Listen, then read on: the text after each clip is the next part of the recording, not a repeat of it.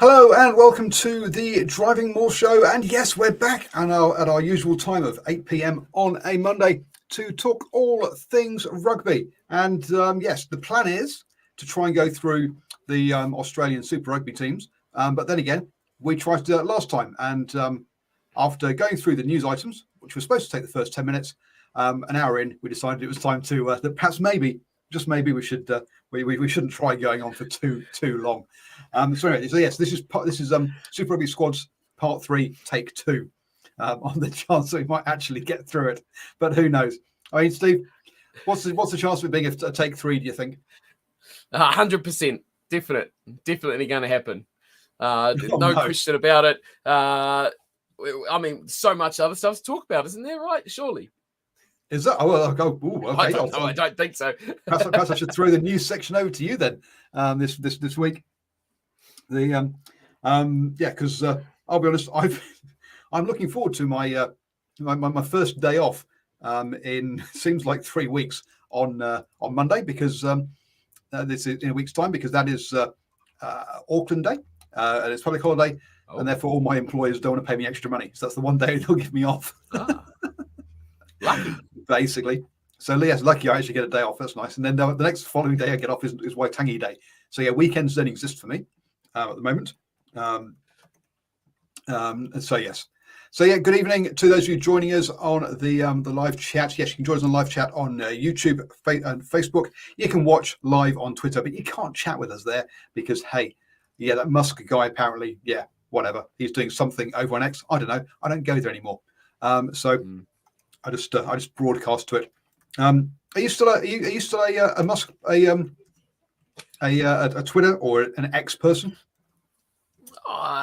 Briefly. I don't really use much, to be honest. I don't really use much at all. I visit it briefly, and yeah, but not like I used to. No, oddly, I don't know. No, I can't. Come on, you visit Twitch all the time. You're a Twitcher now, aren't you? Yeah, what's that got to do with Twitter though? That's a completely different platform. No, you said I don't visit anything. Oh, social media wise. Yeah, Twitch is social media. Kind of. It's a streaming platform. That's what YouTube wishes it was. That's what it is. Cool. So yes, as Knox on Right says, yes, Smith took the job, it turns out. Yes, he did. Do you think that's a good fit, Steve? I mean, look, they poo-hooed all the thing about, another New Zealander. How could they do that? I mean, they picked an Australian. They did it last year. Look what happened.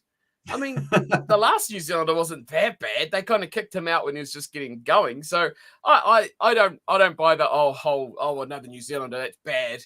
But hey, he's a good coach, right? I think he'll do them good. He'll definitely give them structure. He'll help them. Sure, it won't give them that authentic Australian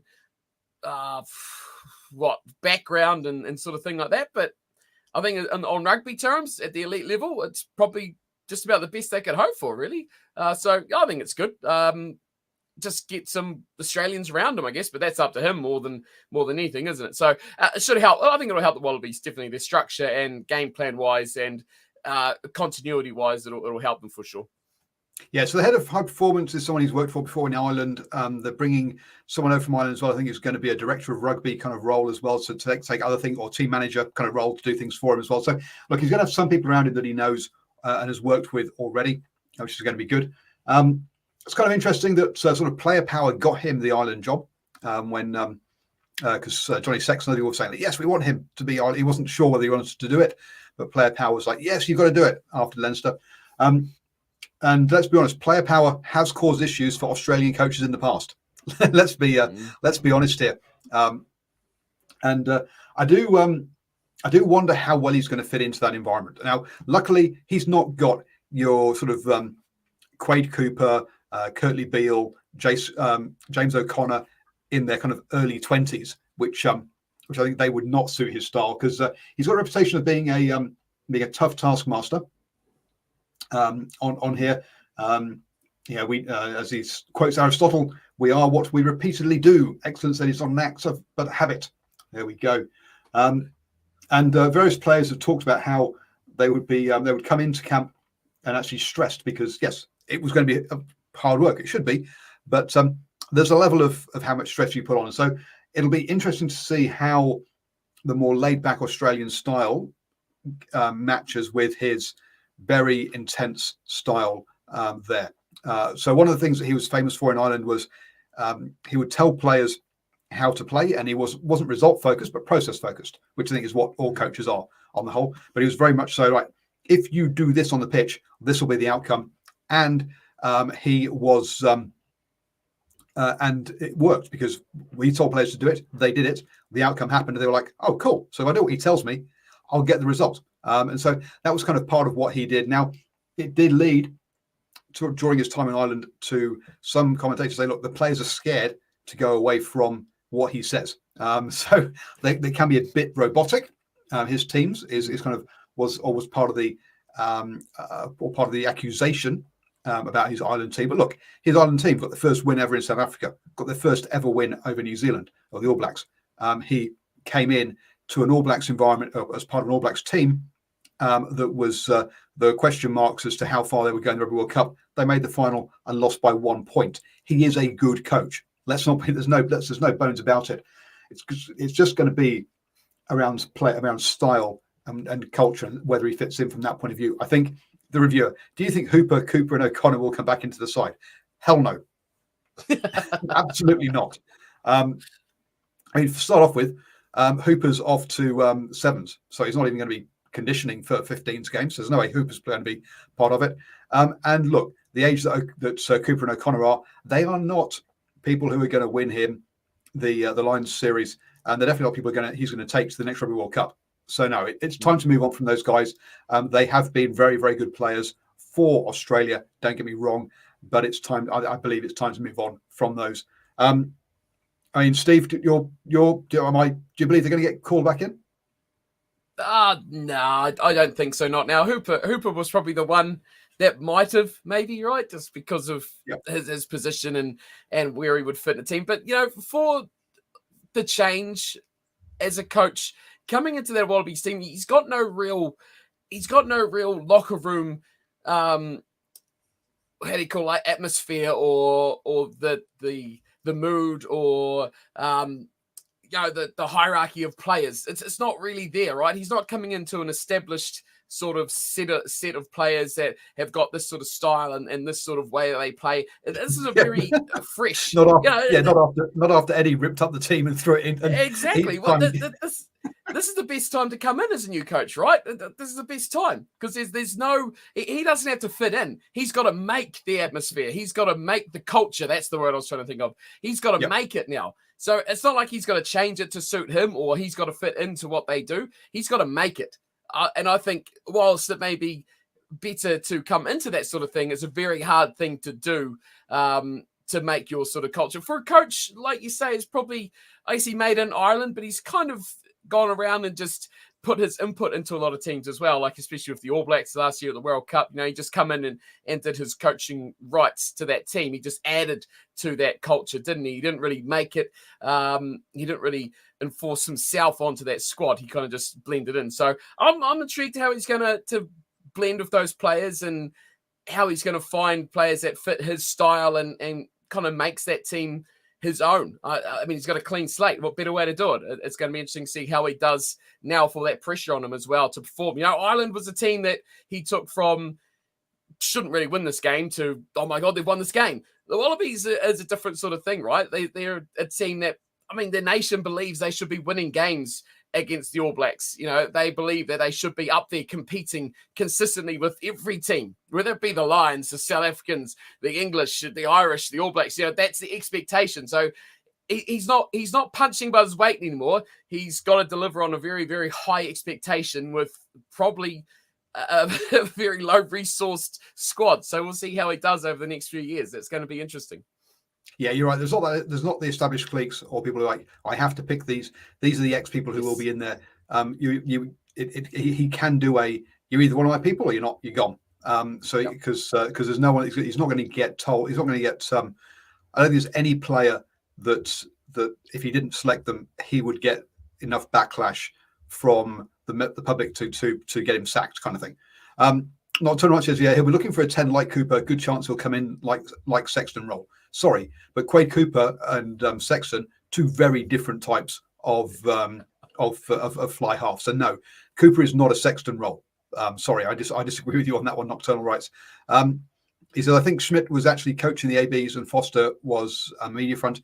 Yeah, maybe he was definitely got a lot of his structures, a lot of the game plan. But let's be honest, Ian Foster doesn't take falls lightly, and he had a hard-working environment that the All Blacks came into. They knew they were there to work, and it wasn't a relaxed atmosphere. It was a hard-working atmosphere.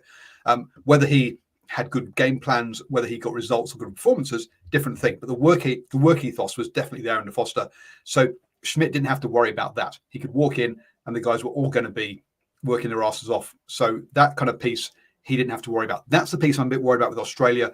Is and a lot of the comments I've read there is how Andy Farrell was brought in a slightly more relaxed atmosphere to the Irish camp, so the players don't quite feel so scared of making mistakes, which for an Australian team that historically has taken risks and given it a go, that's when they play their best rugby, historically, Australia.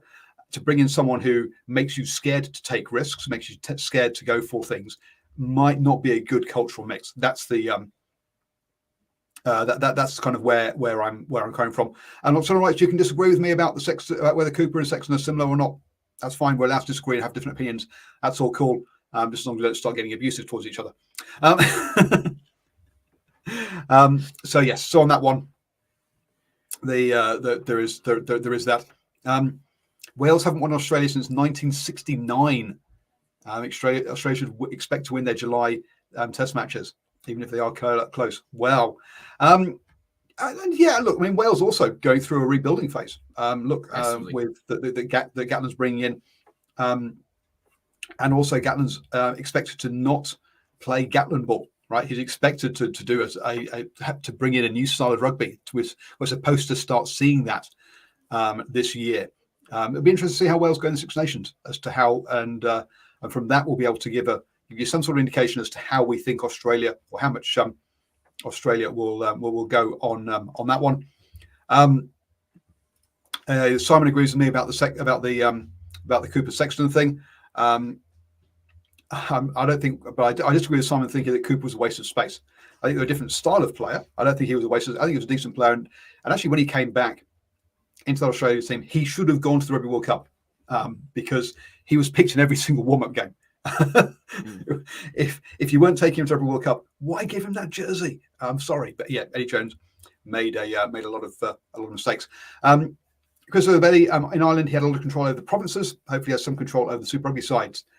Talking of Super Rugby sides, yes, we'll get onto that. Okay, but rugby. Apparently, the Australian Super Rugby teams have said that they are willing to have a more centralised Rugby Australia approach to how they play on the pitch. So hopefully, he will have he will have that control, or have at least input into those teams. He's only got a 2-year contract, which is an interesting one. So does he set his sights? So here's a question for you, Steve. Does he set his sights on the British Irish Lions and just forget about building towards the World Cup and just go, okay, I need to get a winning team now for that. And if those guys are past it in 4 years' time, I don't care. In which case, get Hooper back, get Cooper in. I'm not sure about O'Connor, but what do you think? What approach do you think he will take, or with that?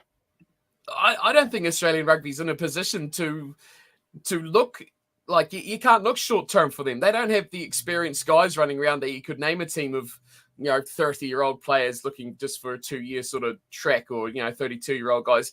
Most of those guys they've brought to prominence now are mid-20s. They got another World Cup, at least 2 World Cups in those sort of guys.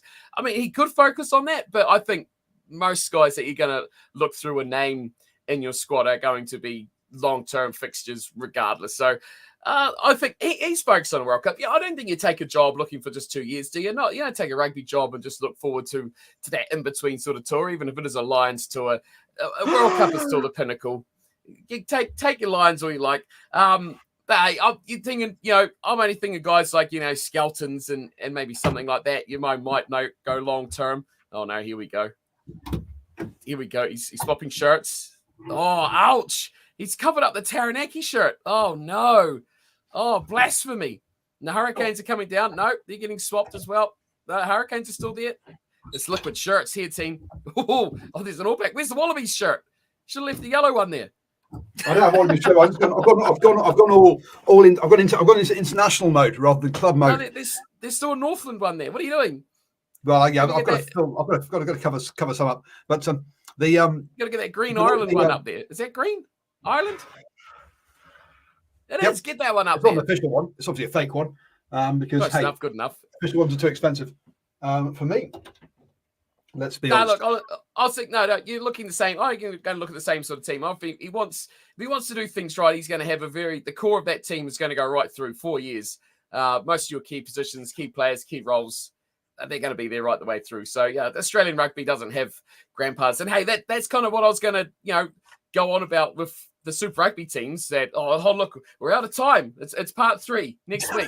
No, that Australia is in the debacle of the World Cup, I think, has Australia in a stronger position now than they would have been if they actually took it more seriously. So, yeah, Eddie Jones is a dick and he's an idiot and he ruined it. But now I think Australian rugby's got a bit more of I think they're stronger now because of it, with all those younger players now having a bit more of experience and a bit more depth and a bit more exposure, maybe in a bad way. But, hey, we're going to learn who's tough and who's not in Australian rugby over the next 12 months.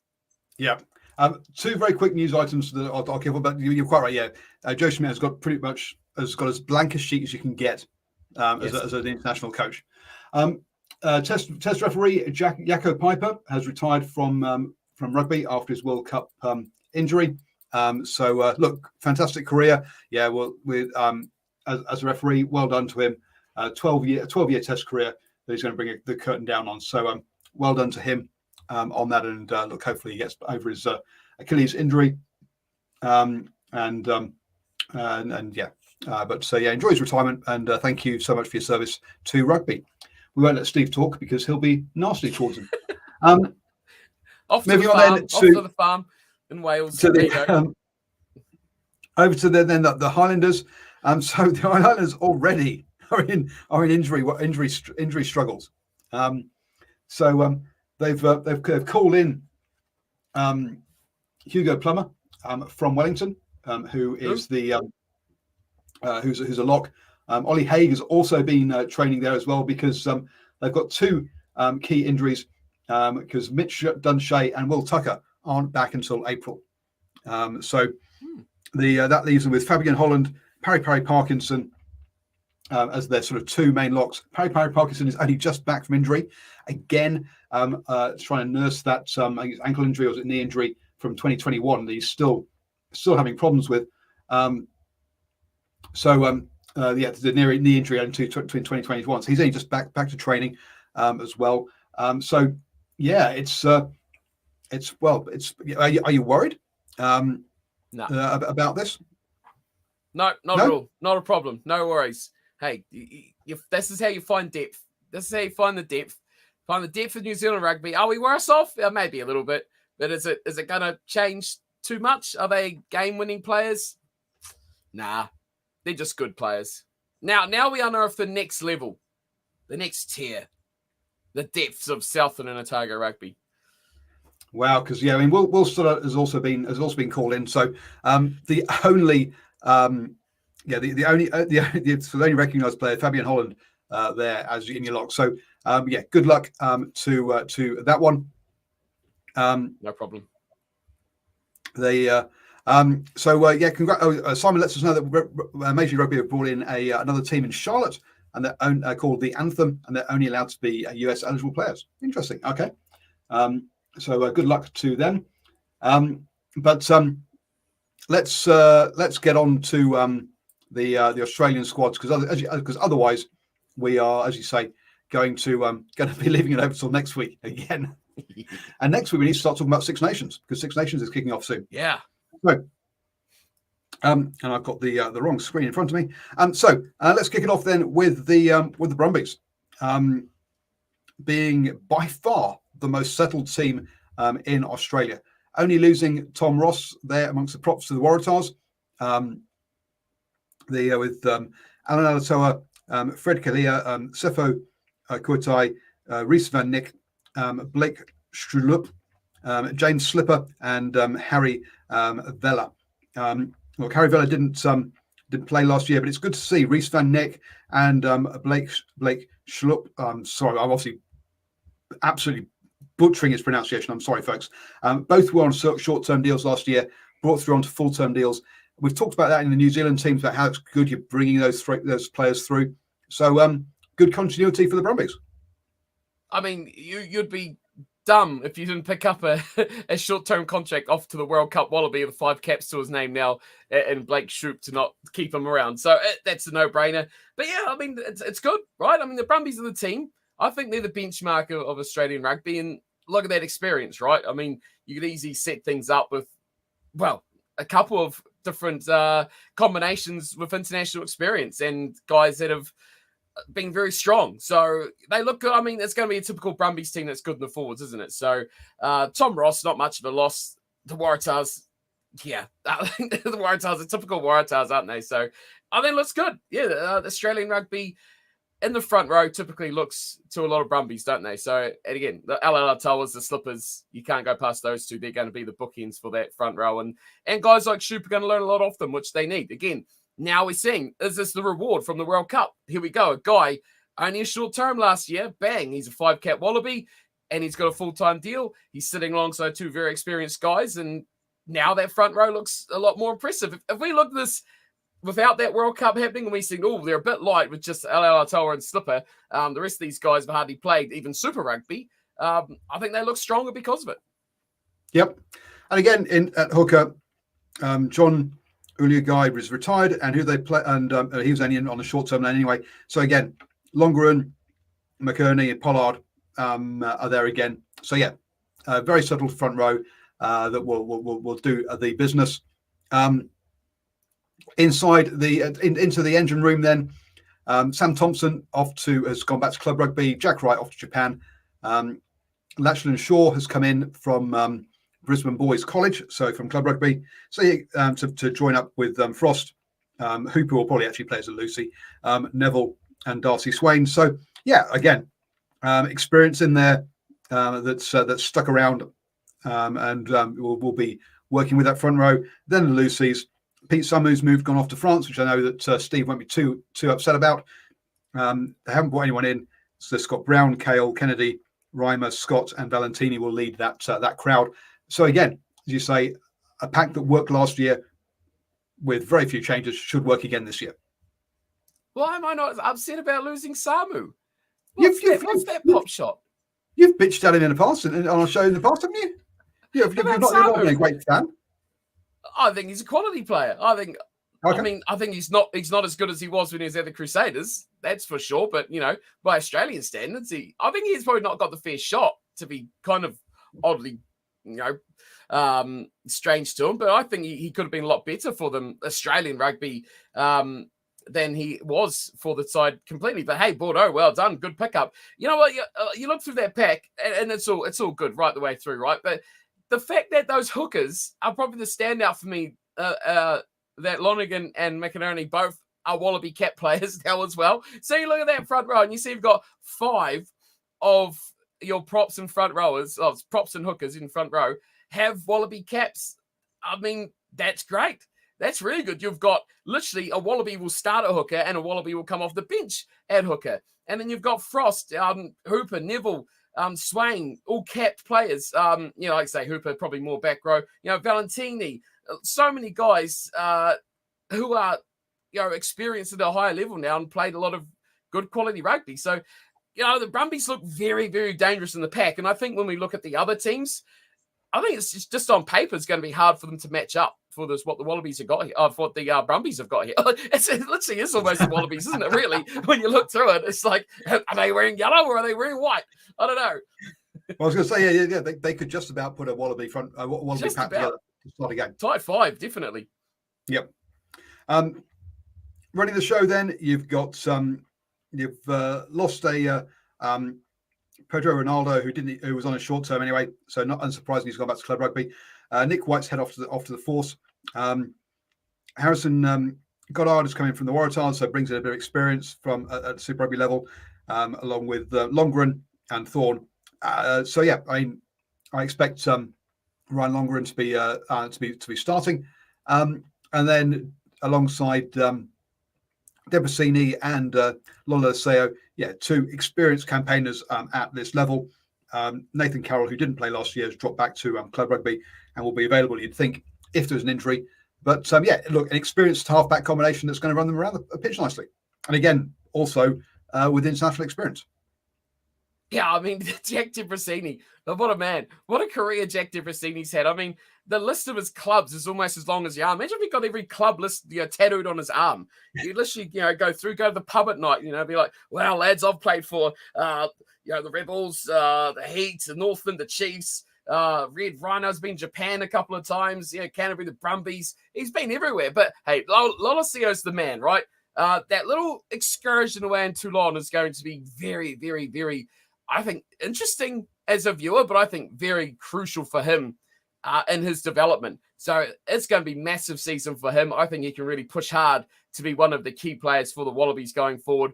Debrasini, I mean, who knows where he's going to end up? Is he going to be a fullback? Is he going to be at 12? Is he going to be a 10? I think injuries and availability will dictate that. But yeah, 9's a good. Lonergan, great player. I think he's going to be a little sparky player. I think Goddard's a good pickup as well to go deputy to him. So, yeah, I mean, young and exciting. Just Jack Debrasini, get used to wearing numbers in the 20s, please, because I don't see the benefit of him aside from... It's a squad game nowadays. Having him come on for the last 20 minutes to close things out with an experienced head, great role. Not a 10. Yeah, well, we'll disagree on that one. You missed out the fact that West Harbour Rebels, Melbourne Rising, as well for an Australian schoolboys who he's played for. But apart from that, you did pretty well. It's a long list. It is. But yeah, Lawrence has got to be given the jersey. He said, right, look, this is your team, and trusted like that. Mm-hmm. The player they dropped from the centres, Filiaus Suatai, didn't actually play last year, so no big loss there. In from Waikato, Austin Anderson. Yeah, look, I don't think that's not a sign that's going to be that's going to move the needle. I don't think. But with Crichton, Ikitau, Sapsford, and Tua, look, they've got a decent set of centres that will release your Muirheads, O'Donnell, Toole, and Tom Wright. With Muirhead and Tom Wright, you're thinking starting. They've lost Jesse Morg again. I'll be honest, I didn't really notice him being there last year. He did play apparently, which means they've just got Declan Midrith as the sole fullback there. But look, again, just as we said with the forwards, here's a settled back line that was delivering last year. So for me, this is the team that should hit the ground and should be looking at some early wins before the other teams start catching up on them, basically. Yeah, I think they can probably expect to dominate the Australian leaderboard, right? They should be, in terms of Australian teams, they should be far ahead. I mean, they got, barring catastrophe and injuries, I don't think much else is going to really touch them. They got experience and quality just throughout their team. I'm kind of curious. I was just looking up to see what happened to Chris Fiawi-Sortier, because he was quality at the Reds, and then he's kind of bumbled around after he was at the Reds. He went to France, come back to Australia, went back to France. He's kind of bobbled about, which is a bit disappointing, because I thought he's a really, really good player in his younger days. But yeah, I mean, you look through that midfield. Ikitau is going to be incredible. Corey Toole was, a great talent.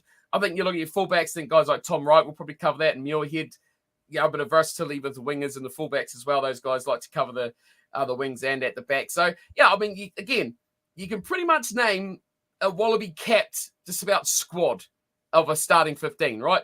Throughout what they've got in this squad, which is great, which is quality. And I'm going to be curious to look through the rest of the teams. Can they, match up to that? Because that is a stark difference between these sides, I do think. Yeah, we might be going through alphabetically, but yes, that sets the standard. And I think the next four we're going to come across aren't going to reach it.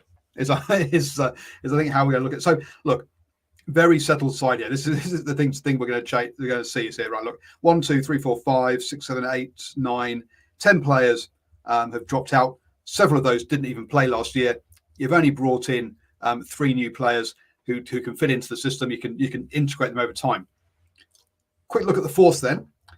4, 5, 6, 7, 8, 9, 10, 11, 12, 13, 14 players have left from the pack. Never mind the rest of the squad.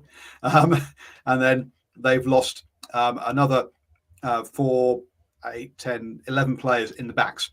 Coming in, 6, 7, 8, 9, 10, 11 players coming in. A stark contrast straight away to the Brumbies, that there's a lot of combination building that's going to be required there. And so the force will have more upside, but boy, oh boy, their starting level is going to be way lower, you'd expect, than the Brumbies. Just looking at the number of changes they've had in their squad, Steve. Yeah, it's going to take a little bit to gel, isn't it? I mean, there's some good names. Give the force a bit of credit. There's some good names that they've popped through, which I'm sure you're going to go through. But yeah, it's going to take a little while for them to gel. And like you said earlier about the Brumbies, they're going to go out, they're going to hit the ground running, they're going to know their teammates, they're going to know their systems, know their plans. These other teams are going to take a few weeks. Preseason, never irons out all the folds in the kit room, does it? So we'll see how the force gel with all these guys. You got guys from all over the place. They've gone far and wide, which again, the game goes back to your local player pool. There's not much here. Yeah, Simon says Ben Darwin will be upset they're not keeping consistency and cohesion. And that Franklin will help Isaac Rodder. It's from Nocturnal Rights. So yeah, I'm because of the volume, I'm not going to touch on everybody that's left, but I will touch on one here because I think this is kind of interesting. Tom Robertson has left on sabbatical, which is an unusual one. He's off to do a degree at Oxford in the UK. Oh, so really interesting to see that they are there. That he's got that. I think he's sort of post rugby for him, I guess. Interesting one for Tom Robertson there and his choice in his career. He's in his late 20s, so it's not like he's like at the right end at the end of his career either. So it'll be interesting to see how he comes back. Anyway, signings then in the props: Harry Houpert from the Reds and Atu Molly from the Chiefs. So bringing in Super Rugby experience to join Amon, Hancock, Medrano, Pearce, and Wagner. As far as the hookers go, Tom Horton's been brought from a short-term to a full-term contract, and Feleti Kayatu is the other one there. So, consistency in the front row at least, which is and the players they brought in have got Super Rugby experience. Now, look, we're not expecting the force to be bringing in players for a World Rugby 15. But I think players of Super Rugby experience, they're 2 decent signings. Yeah, they are good. Yeah, they're good signings. But how long are they going to, the front rowers are very much a unit sort of thing, is it? Well, the whole pack, especially when it comes to set piece time and things like that.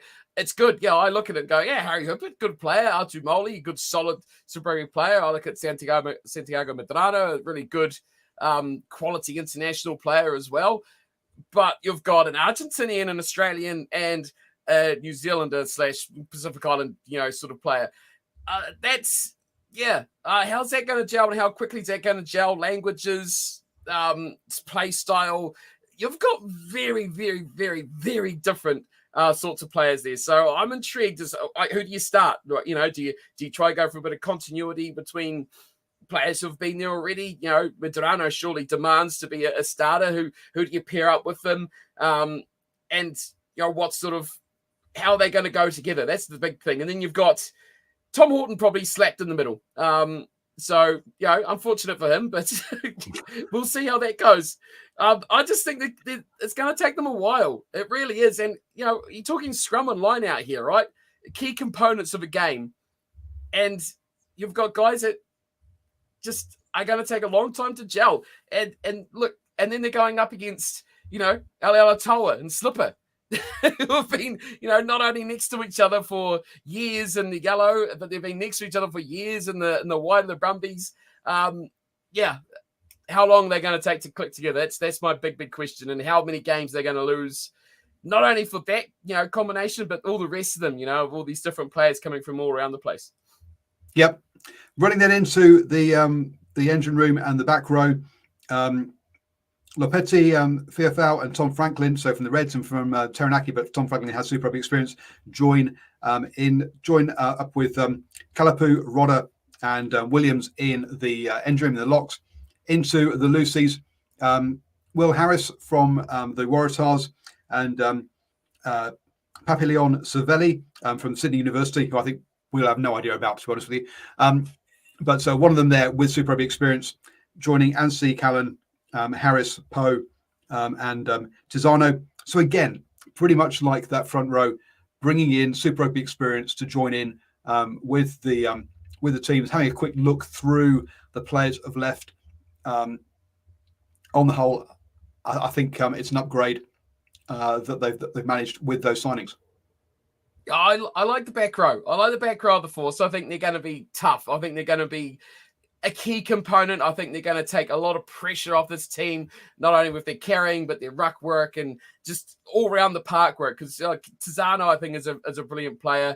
Ansie's been really, really good. They're just solid, do the job well sort of guy. And Wells the third. That's my 6, 7, 8. I don't care what way you put them or how you beam them or fold them or what you do, but they're the guys I want on my team. They're the guys I want starting because they got that experience and all that sort of jazz. So I like that.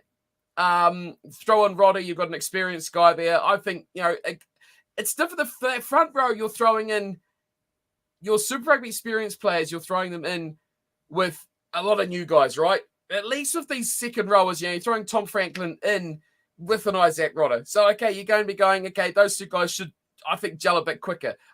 Their front row, I think, gives me all sorts of nightmares about how well those guys are going to get along. The back row, though, bang, I like it. You've got 3 key guys there that should be starting or very much around that front row. Hey, you could mix in one or new guy or a guy off the bench every now and then. I like that. That's good. It's strong, and that will get you results. The Force will depend on that back row. So the story is for the backs, if you drop the ball and cause a scrum, then you're doing laps of the pitch. That's because the front row only really matters from that point of view, or for that chemistry for scrummaging, right? You got the lifting at the line out, but that's can we put that a little less under pressure than that? So there we go. So the message from Steve is drop the ball. You're doing laps of the pitch during training as punishment during games. Nick White comes in to join. Finds Leah Wasi and Pryor. And then in the for the fly halves, Ben Donaldson and Campbell Parata come in to join Burley and Pesito. Again, White, Donaldson, you're bringing in 2 Wallabies in there. 2 guys will know each other from the Wallabies. So good signings that upgrade the upgrade in there as well. Yeah, the 9s are good, right? Fines, Leonard, Wasser, Pryor, White. You can't. The bad thing about those 3 guys is that one of them's going to have to sit in the stands and one of them's going to sit on the bench, and only one of them can really start, right? That's the bad side about that. You got 3 guys who could all argue, okay, probably Ian Pryor will probably be the one that'll be like, yeah, okay, I'll sit in the stands. But all 3 of them are quality enough guys they could start. One of them's going to be on the injury table, let's be honest. Jeez, Nick White's moustache, that's where it will be. But for me, the 10s, Pesito needs to be the guy for me. He's got again, this is very much a Brumbies situation. When we looked at who are we looking at in there? I've forgotten who. Debrasini, that's right. Debrasini, yeah. Grandpa Debrasini. This is the same situation. Sorry, Ben Donaldson. Sit on the bench and be versatile. If someone gets injured somewhere and needs a break, you can just fit in wherever. Pesito, again, I think he's the guy. Exciting little player. I think could, again, with the Force team, I think if they want to run and they want to play good rugby and exciting rugby, I think he could be quite a pivotal player for them too. Yeah, look, and not long to right, lack of outside backs. We'll get into that in a second, but you could see Donaldson at fullback as well, because their one named fullback in Chase Tiatia has played quite a lot of rugby at centres as well. So moving into Bailey Kunzel as a centre, surely he's again a fullback 10/centre too. So where's he going to go? Yeah, running into the centre, Harry O'Donnell comes up from Northern Suburbs, so from Club Rugby, joins Cummins, Folakai, Curly, Bailey Kunzel, as you said, Spink and Stewart. Into the outside backs, well, the wingers, all of them leave, pretty much. Harry Potter comes in to join George Pullman as the only two named wingers. And then Chase Tiatia, as I said, at fullback there. So, look, a few of those centres clearly are going to be playing on the wing, or Chase Tiatia can also play out on the wing as well. But perhaps short a couple of specialist wingers there. But again, at the end of the day, it's going to come down to what kind of platform can that pack give them, and how much how much your halfbacks are playing with front foot rugby as opposed to back foot rugby. Look, I mean, I look at this team. You're right. I mean, if they can get good ball, then it kind of gets worse as it goes out. But to me, Kunzel's a guy. I don't Tia to me is not a really out and out fullback. So if I was naming this team, I'm just looking at, Pestel would be my 10, whatever number 9. You take a dart. I don't really care. But your midfield, Hamish Stewart, no. Again, you see, to me, he's another guy that could fit in as a fullback as well. Mm-hmm. Or throughout that midfield too. So you got a lot of guys that are versatile. Do you go Kunzel 12, a Stewart 13, and then go a Ben Donaldson at 15, and then Potter and Pullman on the wings, or a Tia into that mix of wings as well. So you got 3 wingers, Donaldson at fullback, Pastel is my 10, and then go with a mix of Kunzel and probably Stewart, and mix and match and swap them around. I guess it's versatility, right? I mean, no one's going to be like, I'm the fullback and I'm the only one that can play fullback. We could see the things, the old switcheroos, Donaldson coming in and seeing Pesatov move to the back and switching around of Hamish Stewart doing a bit of playmaking. So they're going to have a versatile experience of guys that can control a game. I think is going to be the key thing for them. You've got 9s who should know what a good option take is, and you've got guys who can take first receiver, whether the number on their shirt's a 10, a 12, a 13, or a 15, that could take the ball forward. And even for Tia's sake too, is a guy that has a good rugby brain on him that will know a good option take. He's got a good boot. He can clear. So I think they've got good heads that can take a ball up and take pressure off, not just having to have a number 10 do all the option taking. Yeah, a question about Harry Potter from who has come from Leicester Tigers. Yes, he's come over from Leicester Tigers, but he moved, and he was born in the UK, but he moved to Sydney at the age of 10, or Melbourne at the age of 10. So at the end of the day, he's an Aussie, really, who went over, has spent a couple of seasons, or spent 3 seasons at Leicester Tigers. So that experience will do him really well coming back with that experience. But I say he is an Australian product at the end of the day, and it is eligible for Australia. Where is the speed? Look, I think Chase Tiatia is pretty quick. He's not slow. He's pretty old. I know. Okay, maybe he's a bit old, but he's 28. I take it back. He's only 28. There we go. He's just been around. It feels like he's been around a long time. It's like Lydia Coe, yes. Like 24, 26 something. You think like, hang on, how can she be so young and have got all those titles and stuff? Wow. Anyway, amazing golfer. Amazing that she's Anyway. Let's go back to rugby, shall we? We actually know something. I don't know anything about golf, but I was just amazed how young she still is. But the look, he is actually an Australian product, so I think that we have to worry about that sort of side of things. Maybe there's an element of pace, but at the end of the day, and I think losing players like Mattielli, Pulu, who did have that kind of pace there. You are missing that bit of magic that turns a game that you had perhaps there before. But at the end of the day, they need to be growing and building rather than sort of bringing in these guys and hoping that a magic stepper will do the business on the wing, which I think they may have done in the past a bit. With the imports, yeah. Yeah. And actually, looking at this, okay, we've got a couple of imports. I don't see Harry Potter as an import. I see him as an Australian guy who's come over. Then you've got a couple of guys from New Zealand. So again, they've not been going around the world like they have done before, looking for players this time. Moving on to the Rebels then, and again, massive turnover or lots of players leaving. Heading particularly overseas to either Major League Rugby the UK or to Japan.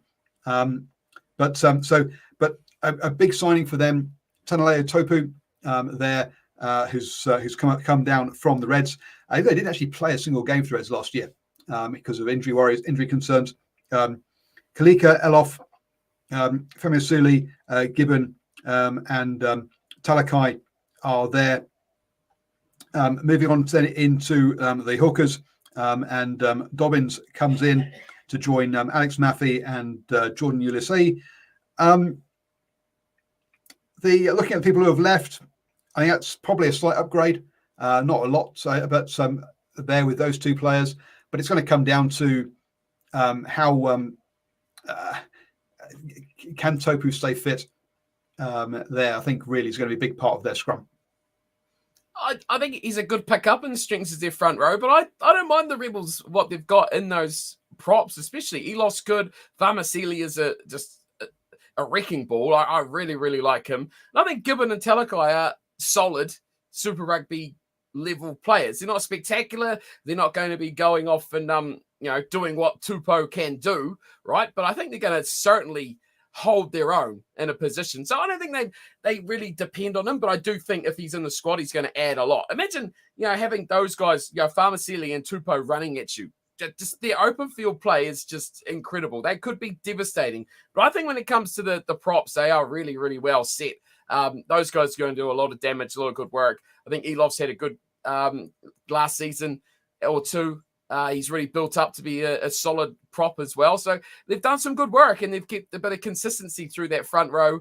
And again, keeping Murphy and Ulysses in there as well is definitely going to do them good. So I like that front row. I think it's going to be it's not going to be spectacular, but I think it should hopefully hold its own, like against the Brumbies, for instance, and it should demolish the Force. Let's be honest.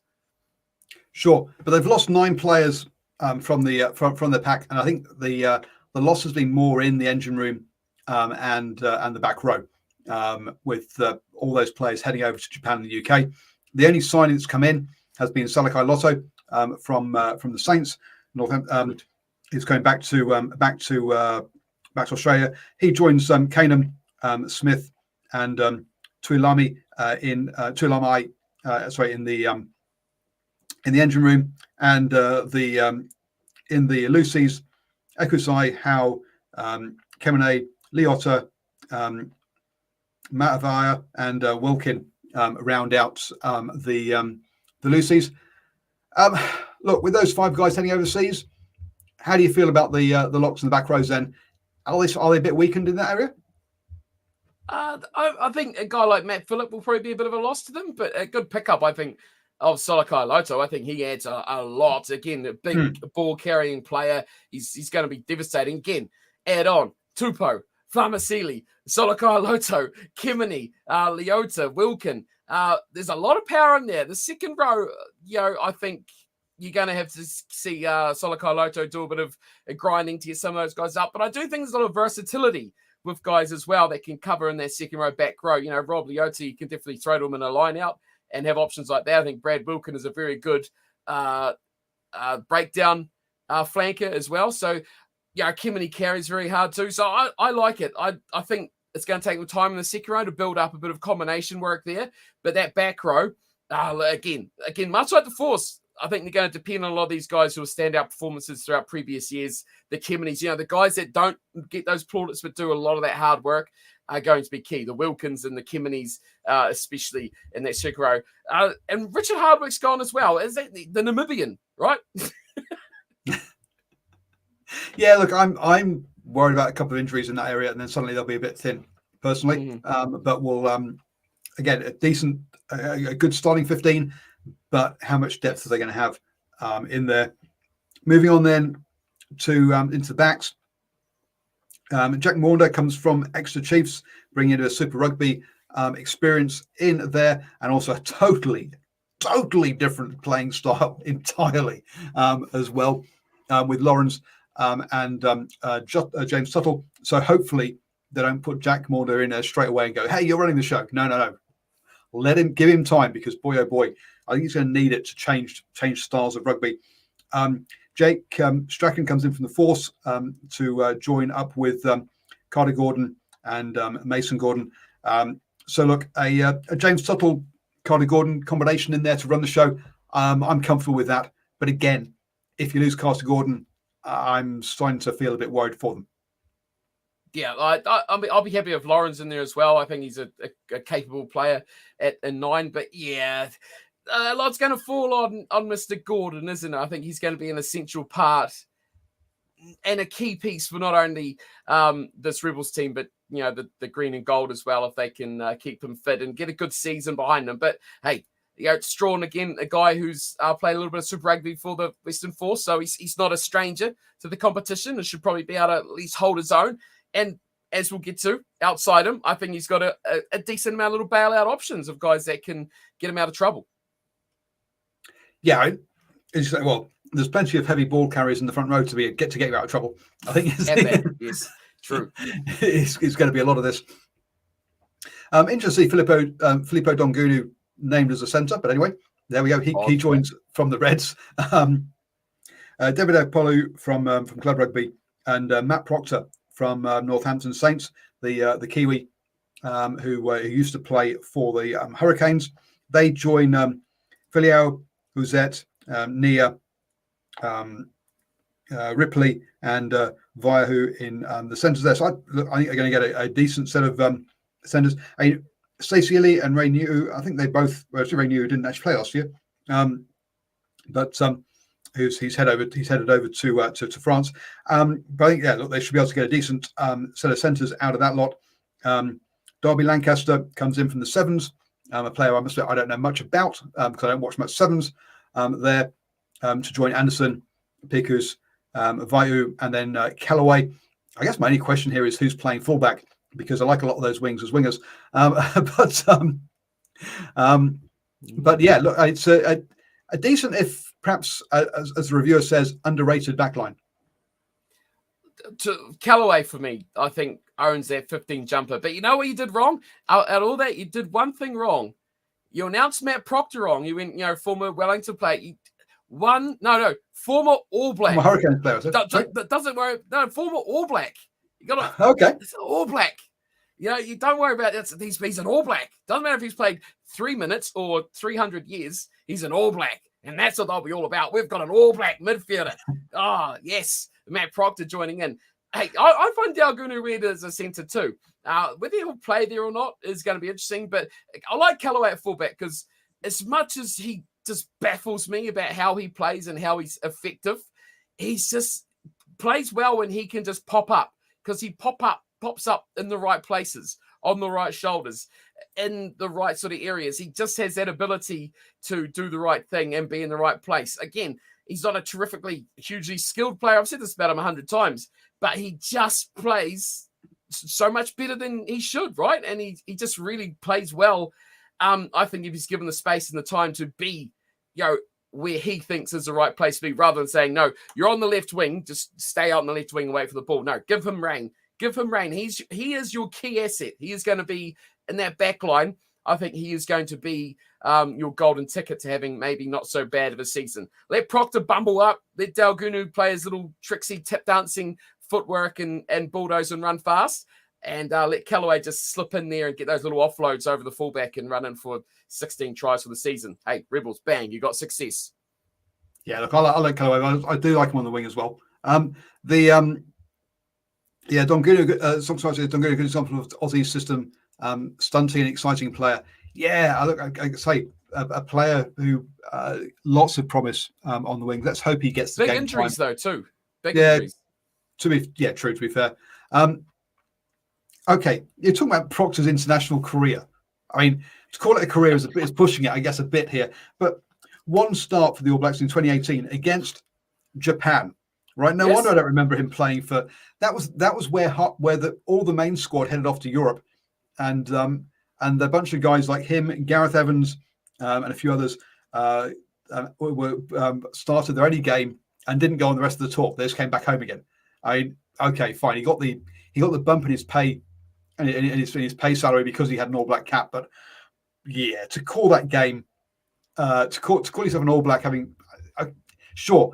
a million miles better than I have ever been or will ever be. I take that, but even so, geez. He's still an All Black. He's still a former All Black, and they will run with that. Watch it. Wait till what's his name? The Australian commentator gets into it. The one that does the sevens. It will be in the chat in about 30 seconds. He will pound that. You can guarantee it. The former All Black through the midfield, looking to make a break. You know what's going to happen. Look, they can, again, another team a bit like probably better than the Force, actually, that they can put a decent tight side out. But again, a lot of new players in here that are going to need to gel, particularly in the backs. So yeah, we'll see. Sean Maloney. Again. Yes. Sean Maloney. Oh God, yes. Yes, he'll know. He will mention it. You're right. He will. He's fun. Look, he's not necessarily good, but he's fun as a commentator. At least you have ones who are bad, who are just awful to listen to. At least he's fun to listen to, even if he's not a great commentator. So again, I think they'll take a while to get running, the Rebels, but that seems to be the Rebels every year, right? They just don't ever seem to be able to put any consistency together. The success factor for the Rebels this year will be to stay solvent and actually be here next year. That's the main success factor for the Rebels. What happens on the pitch is nice, but staying solvent is the big thing for the Rebels. And unfortunately, which means these guys might not get the support they need, and Kevin Footy might also not get the support he needs to do actually the coaching on this one. Moving into the Reds, and boy, it's all change at the Reds because we've had consistency for quite a long time under the Brad Thorne coaching. But Les Kiss comes in, so it's going to be definitely a different style. He's got a good pedigree, but he's got to get used to the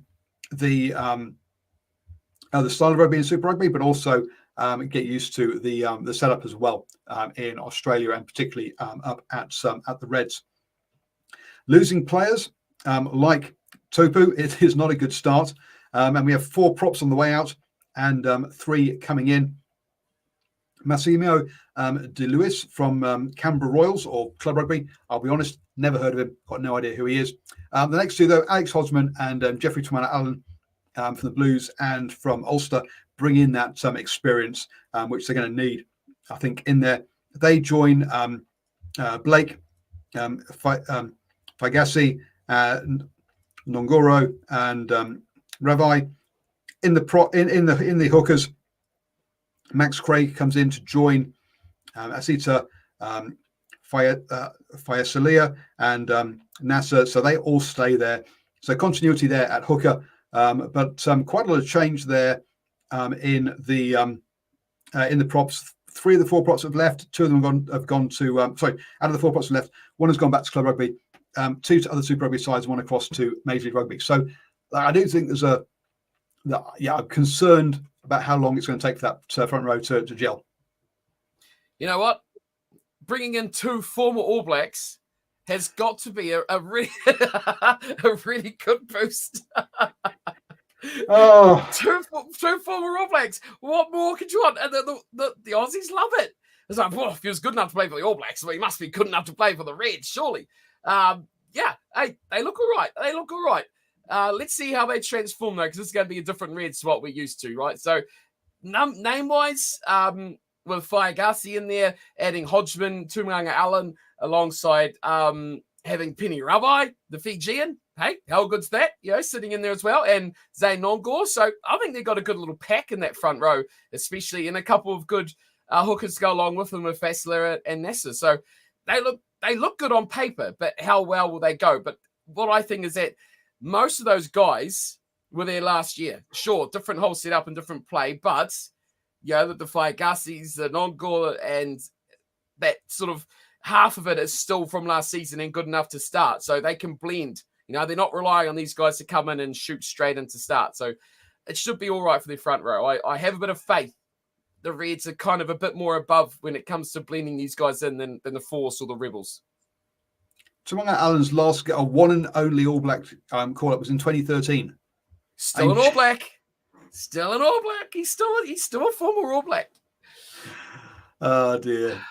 At least he's playing for Samoa now. But anyway, so he is playing international rugby. True. But even so, Geez, your All Black thing is going a bit far. Again, the reason I'm not going through all of the people who've left is they've got nine people have left in the forwards, and it's and we don't want to run, and we've already run out of time. So joining into the engine room, Camrook Daly and Chani Rohi, both from Club Rugby. They join Blythe, Smith, and Vest. Into the Lucy's, Joe Bryle joins from Canterbury, and John Bryant again comes from Club Rugby. So look, and that's what Sydney Club Rugby is the best, is the strongest club rugby in Australia. But they join Anderson, McWright, Uru, Wilson, and Liam Wright. So yeah, a very good back row. A bit concerned about the locks maybe, but again, another team that's going to be relying on its Lucy's to keep it with front football. Yeah, the other ones have got hard-working, strong ball carrying guys, right? These Lucy's, I don't know how they're going to kind of, like, where do you name these guys, right? They kind of all step on each other's toes. You know, like Harry Wilson and Siru Uru are sort of both like your number 8, kind of like to get out and run about and do sorts of fun things. And then Liam Wright and Fraser McWright are kind of, again, more of like your 7s, but again, more like ball carrying. Where's their hard worker? You know, is there a big bulldozer guy that just pummels through people? Like, to me, someone here has to miss out majorly. I like Siru Uru. I would put him as my number 8 because I just like the fact that he can carry and he carries close and he gets involved in work. So who's going to captain this team? Who's going to lead this team? And who's going to sit on the bench? And who's going to be injured will probably tick a few of those boxes as well. But yeah, I just want to see them if they're going to get their balance right, because it could very easily have 2 or 3 back rows all doing the same thing. Not, no one's joining rucks. Everyone's just looking for the next hit up. I guess the other thing is a few of these names. I was stealing your point, Nocturnal. Yes, kind of. I agree with you. I did agree with you. I read it and I was like, yeah, that's exactly what I was going to say. Especially when I looked at Uru and Wilson, it's like I don't want to leave either of those guys out. And then I mean, who's going to clean rucks? None of those guys are really big ruck cleaners. And that's been some of the problems for some of these names here. They're like, oh, really good players. Why has Brad Thorne dropped them? And he's going to talk about the work rate or their ethic or whatever. So yes, whilst all these names look really good, there is some question marks there around that work ethic, possibly, and we'll see how that works with Les Kiss, because Brad Thorne had to drop some of these guys. I'm not sure they all responded in the way that he wanted them to, either. But let's be honest, Liam Wright will probably get injured quite early and spend the whole season out, so that might help. Oh dear. So yes.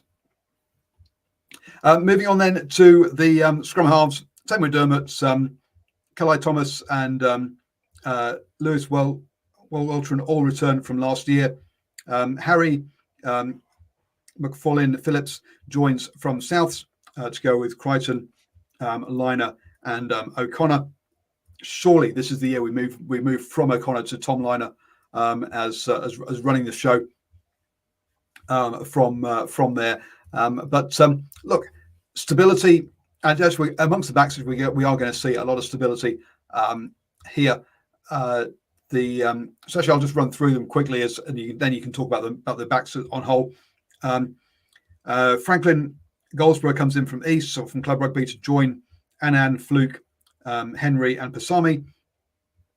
Tim Ryan comes in again from Club Rugby into the wingers, where only Filippo Dongunu has left to join Greeley, Bataya, and Vunivalu. That fantastic spending of money to draw him from rugby league. And then at fullback, you got Floyd Aubrey, who didn't actually play last year, and Jock Campbell there. So with just Paddy James returning to Club Rugby, who didn't actually play last year. So massive stability in that back line. Philip Dongoon is the only player who played last year who's left. The other two who left didn't actually get any game time. So are you happy with that back line? Is there enough razzle dazzle? Are there a few passengers there? I think that's a decent enough backline. I quite like the backline.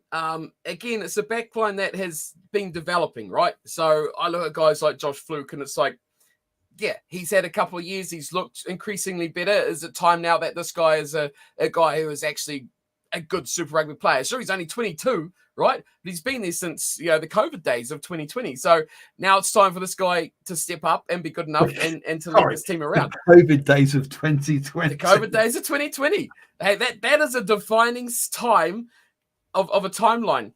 If you've been there since COVID, he's been there since 3 years. So now it's time for him to step up. Now it's time to go from a promising prospect to a first-team starter, a reliable player. That's the guys I'm looking for. Paisami to actually get through a whole season. Petaia to not break his leg, his arm, his shoulder, his kneecap, his ankle, and everything all in one sort of sidestep. Those guys to stay fit and healthy. Again, Jock Campbell fills into my Josh Fluke category as well. So a lot of guys who have developed, continuity, but I feel like these are guys now we should be holding in regard of being good Super Rugby players, but we're not, because they're still guys that could have a good season. They could be better. They could do more. So defining season, I think, for this Reds backline. And Grandpa James O'Connor needs to, not go to the pub so much and maybe, guide these guys a bit better. So I guess the kind of the person I was thinking about when I made my comment was Vunivalu. I can see there's a lot of players here, as you say. Fitness is a big deal for 3 or 4 of these players. Jock Campbell, I like as a player a lot. But you say Paisami's, Petaia's, fitness is a big thing for these guys. If they can stay fit for the season, this back line will cause teams lots of problems. Vunivalu, why are you still there? I'm sorry. I don't care about him. The only problem is he's clearly on decent money, right? And having him in the changing room, other guys looking around going, why the bloody hell is he getting paid that?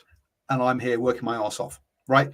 That's the only problem you can have in there, is that causes that kind of that changing room animosity, because he's getting paid more than I am, but I'm playing more than him. What the fuck? That's the kind of thing that I can see he could not. It's not his fault per se. If someone offers you that contract, hell, take it. But unfortunately, he hasn't delivered, and he sat there on that big contract. So I can see that being disruptive to other players in the squad. And let's hope Les Kiss can manage that. But yeah, lots of potential in their back line if they stay fit. So your question mark around them is the work rate of that or the blend of that loosies. And then also the question is around as to the combinations in the props or in the front row, particularly with Sony props arriving as well. Now, the squad that we think of as that we expect kind of somewhere near the most, that I think is probably going to deliver the least, because boy oh boy, this Waratahs team has gone through an awful lot of change. 13 players have left. 13 from row player. 13 forwards have left. It's a little bit quieter in the backs, where they've only lost 5 players. Now, one of them, in Curly Beale, didn't play last year anyway. But even so, signings into the front, into the pack, again, 7 new players in there, plus another 3 in the backs. Serious concerns about this, about just the turnover, really, more than the players in this pack. In comes Tom Ross from the Brumbies, and Hayden Thomas Stringer from La Rochelle. So in theory, you're bringing in some experience in there to join players like Bell, Botha, Holtz, Lambert, and I missed one there. Who did I miss? Johnson Holmes. Look, your Bells, Johnson Holmes, there's decent players in there. But I say the volume of players changes the problem. Into the hookers, Theo Faru joins Parecki and Valianu. Am I wrong in being concerned about the amount of change? Have they just lost the sort of injury replacements and the players who were perhaps bloating the squad, or is this a concern for them? Yeah, they've lost those guys, the depth, the continuity of depth, right? So I think what they've really lost here is the guy coming off the bench, coming in and seamlessly going into the lineup and continuing and building on what they've done. I think they might have a little bit of disjointedness from that. Angus Bell, I think, is one of the best props in the world.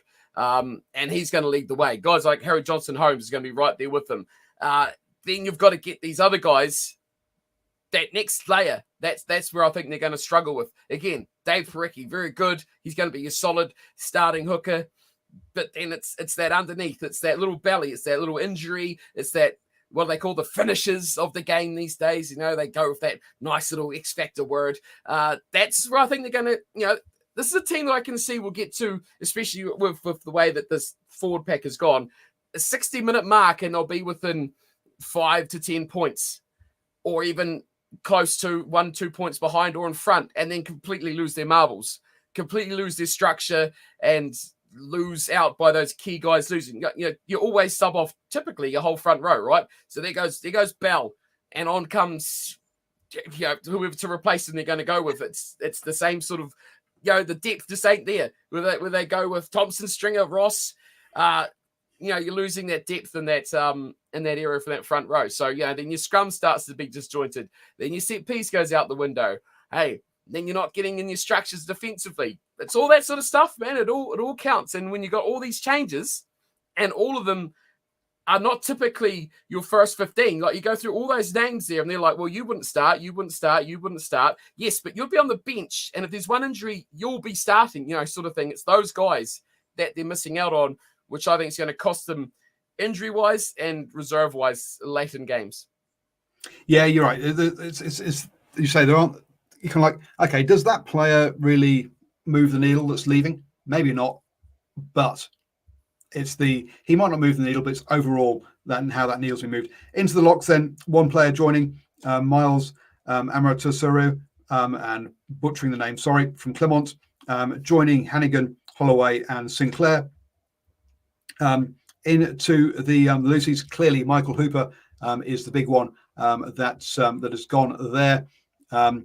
In comes Mesu Kunavala, from Breve, Fergus Lee Warner from Bath, and Ned Slack-Smith from the Force. So in theory, again, all those players coming in have all got Super Rugby or overseas top league experience. Joining Gamble, Gleeson, and Swinton there in the Lucy's. So look, in those locks and Lucy's, lots of names that have either been in the Wallabies or have got experience from overseas. So plenty of experience there that in theory should be fine. In practice, the turnover and kind of have these guys really hit the mark. I'm worried for the Wallabies. For the Waratahs. The Waratahs have done? I think they've gone shopping. They've gone shopping for players, and they've gone filter out anyone who's just got one single last name. Oh, yes. Thompson, Stringer. Love that. Lee Warner. Slack-Smith. That's a good one. Haven't heard that one before. It's bizarre, isn't it? They've gone for those guys. But no, I mean, I have to steal Nocturnal's point again. I mean, he gets to the chat before I get to be able to say what I was going to say. But can we just merge the locks and the back rows together? Because let's be honest, is Hannigan going to play 4, 5, 6, or 7? Is Holloway going to play 4, 5? Is Sinclair going to play 4, 5, 6? They're going to play second row or back row. Campbell will probably be in your back row. Fergus Lee Warner again. Swinton again. Are they second row or are they back row? These guys are all too. Again, it's like the Reds. You've got guys who are going to be lumbering on the park. Like a lot of them are just big locks that probably have a little bit more power than a typical standard lock, right? So I don't see a big ball carrier. The Reds and the Waratahs, talk to each other. Okay, let's do something for the good of Australian rugby. Let's get a good back row, out and out Fraser McWright sort of player. Let's swap him for, like, maybe if you could get a Hannigan or something over to the Reds to give a little bit more of that stability of that position, because the two teams are stacked with two similar players, and I find it's just the same problem in the same positions, but with the opposite side of players. And if they kind of did some work together, hey, we could have two teams with some balanced second row, back row options. But no, come on. Maroons versus Blues. I mean, look, you can't be. I mean, you can't have those two. Green and gold. It's all about the green and gold. Come on. Oh dear. Moving on then into your halfbacks. Jack Grant comes in from Ealing Trailfinders. But let's be honest, Jake Gordon's going to be the man at scrum half, and there's also Teddy Wilson in there. Ben Donaldson's headed off, so you've got Jack Bowen, Tane Edmed, and Will Harrison. So you expect Will Harrison is being given the jersey. Into the centres, no change here. Fiketti, Paresi, Tuipulotu, and Walton there.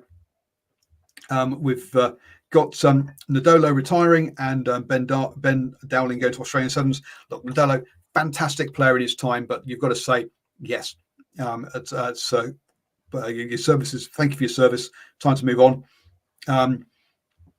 Coming in from Club Rugby, we've got Tristan Riley and Voit Karawelevu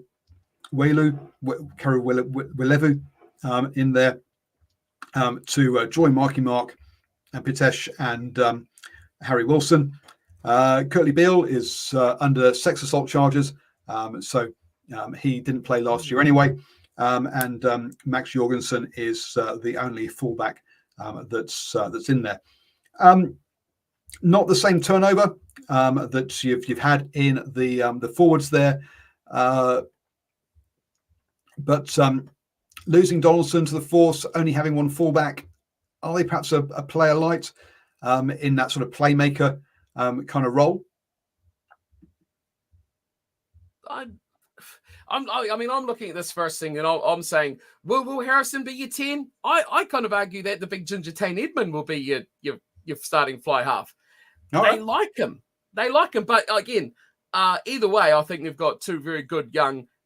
Go away, Ben Donaldson. We don't need you. Remember your favourite Mark Nwangani-Tawazi can play 15 as well. And I see Nocturnal says Harry Wilson might get a nudge at that 15 jersey as well. So they got the options. Your midfield sorted for Kitty, Parisi. Those guys will lock it down. But how much do you... I mean, I know this is Super Rugby. You're here to win.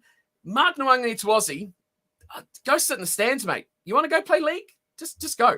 Go. I'm very, what do you call it? I don't know if you call it old school, but it's like, if you're not committed to my cause and going to stay contracted to my team or my sport, just get out.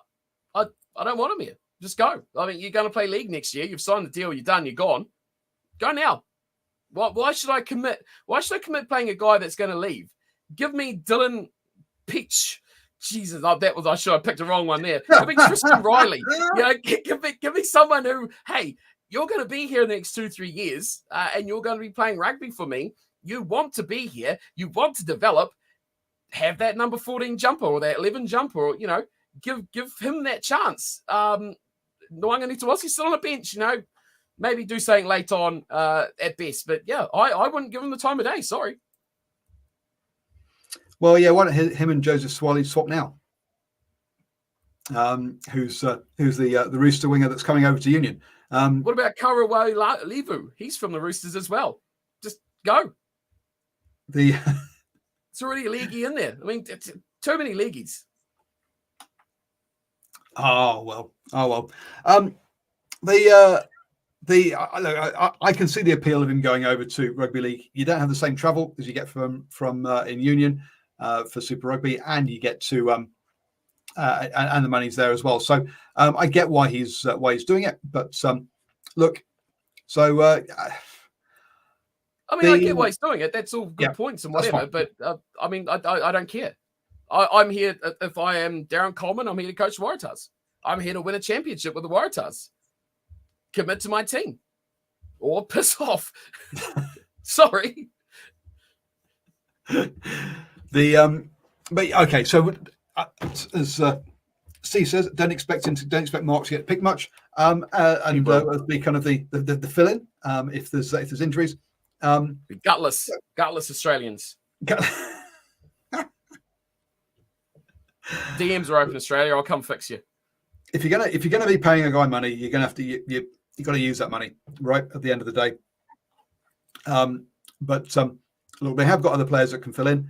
I'm just concerned about this side just gelling again. But we've said that pretty much about four of the Australian sides that they're all going to finish behind the Brumbies is essentially how it's going to be at the end of the day. Look, stability across the coaching setup. Look, four of the coaches are still there, which is good from that point of view. And the most important thing, let's be honest, is them being more competitive against New Zealand teams for Super Rugby. What we don't want to see is four or five of the New Zealand teams being in the top six. We want and just we're joined by just the Brumbies and the Drua. Right, we want someone else want other teams to get up there as well. So, guys, I hope you click early. I hope you've had your Wallabies back early because they finished early at the Rugby World Cup by 3 weeks. Oh, ouch! No, I'm not. It's not. No, I just think that if you've what wasn't a comment in that kind of way. It was a comment about, look, get those guys in, have a real good pre-season. Quite often, international players don't end up basically don't turn up until the pre-season games start, and actually don't have a proper pre-season. So this is an opportunity to give your Wallabies a proper pre-season, get them properly conditioned up, get all that prehab done, so you don't break them so much when you have your first couple of games. That's my kind of hope. As we said about the Reds, if the Reds back line can stay fit and not injured, they're going to score tries. So let's just see if we can just do that, and that would be good. Nocturnal rights. Yeah, fitness is part of it. So hopefully they do that. And he says, yeah, Super Rugby is the same every year. Very little movement up and down the table. There's not a team here that I can see. I mean, like the Reds under Brad Thorne, you could see they were growing and were eventually going to achieve something. They did. They won Super Rugby AU and then went on a massive bender and totally screwed up Super Rugby Tasman afterwards. But hey, they'd reached the goal. They got the title. Whereas the previous year, they'd made the final, but they'd lost there. So you can understand why they let their hair down. Unfortunately for them, they had another tournament to turn up for. I just can't see that, apart from the Brumbies, I can't see that kind of growth amongst the other four sides. Now, your Rebels and your Force have got that problem of there just isn't a big enough local rugby scene to grow with. And with Andrew Forrester, I've got the cash. I want a team that's doing well, please. Say you go shopping. And as you've accused you've accused the Waratahs of going a bit shopping as well. But it feels like they've all gone a bit shopping, really. Perhaps the Force were the best ones that I think that had a bit of continuity there, because the previous year they had gone and bought a lot of young Australian talent from the other rugby franchises. So you saw a lot more continuity of those guys on short-term deals or whatever coming through, which I thought was a good thing for the Force. So perhaps that's one team along with the Brumbies that you can see growing and going somewhere, from my point of view. But Simon Hughes says, I really want 4 New Zealand teams in the playoff with 2 Australian and the Fijian Drua. Oh, poor Moana Pacifica. Oh no. Dearie me. But yeah, that's my kind of view of the Aussie across the Aussie Super Rugby franchises. It's going to come down to a number of things. How well the squads work together, how quickly they start to gel together, and how well they stay fit. Yep. If injuries to key players are going to destroy these teams, 2 or 3 key injuries are going to wreck the teams. If they don't start well, their season's going to be over by round 4, right? You have 4 or 5 bad starting games. You're in the pot straight away. Hey, you come back, you win the odd game, you push a couple of New Zealand teams. It's irrelevant. You're playing your game-by-game season because the bigger picture's gone. So they need to start well. And like going by your point of the Wallabies need to be with these squads. What are the Wallabies now? Like, what are the Wallabies don't technically really exist as a squad because it was so changed and so different. And now they got new coaching staff. The whole setup of who is a guaranteed Wallaby is so far out the window. You could probably get it down on a couple of hands of a squad who would actually warrant first, straight on that team sheet. The rest of it's up in the air. So sure, you've got the guys who went to the World Cup. That's who you want back in the team. Are they Wallabies? I don't think anyone can considerably go straight out and say, yes, I will be a Wallaby in 2024. There's very, very, very few players, I think, that can say that at this point of a season. Again, maybe like 6 or 8 players that could comfortably say that going into the Super Rugby season. So it's a massive season for those left out of the World Cup, those who went to the World Cup, and again, those guys coming through the system because, hey, what better time to have a great year and be that bolter into a new look Wallaby system. You don't have to force your way past these experienced guys. You can just, have a great season and bang, you're in the mix. So great time, to be an Australian young player. So that's the flip side. See, the only team that I can see having a good start is the Brumbies. The other ones, all it's maybe they'll luck a couple of games, or maybe they will click. But the Brumbies are the ones you're like, yep, they'll have a good start, and they'll be fine. The others, you say that good start, maybe. Rebels apparently have got a good schedule to start off with by the reviewer. I must say I've not checked that yet, but because it's far too far away for Super Rugby starting for me to have looked at that just yet. But so yes, so we'll have a. So yeah, that's our sum up of those teams. Simon's commenting there about Moana Pacifica being basically is not a functional team and worse than the Sunwolves. I get some kind of where he's coming from. The Sunwolves, the Moana Pacifica, for the past 2 years have based themselves at Mount Smart Stadium. So this year, when they have their club open day, they're holding it at North Harbour Stadium. Brilliant. Okay. Where are they going to end up? Maybe Hawaii. We'll have to wait and see. But it's not at the moment. At the moment, it's they are looking like a bit of a nomad team, and we'll see. But their captain is going to be announced soon at that open day. So I will not be going there, unfortunately. And I know Stephen won't be getting on a plane specifically from Invercargill to North Harbour Stadium for that one. So yes, the reviewer, Sunwolves, great team in the wrong tournament. No, Sunwolves, great idea of a team, extremely badly executed by the fact that they put their team together about 3 months before the tournament started, whereas at least Argentina with the Pumas had 2 years of actually prepping and organising that team. Hence, the Jaguares went well, and the Sunwolves basically recruited a new team every year and didn't, unfortunately. We loved the idea, we loved the fans. Everything was right about it apart from the execution of the team. And on that note, I will wrap up shop, and we'll see you all next week on Monday. Obviously, we'll pretend it's going to be a Six Nations preview, and actually, what we'll do is we'll spend probably about an hour and a half talking about the news that's happened in the last week, with me and a rant about something or other. But thank you, Steve, for joining me yet again. No worries, all good.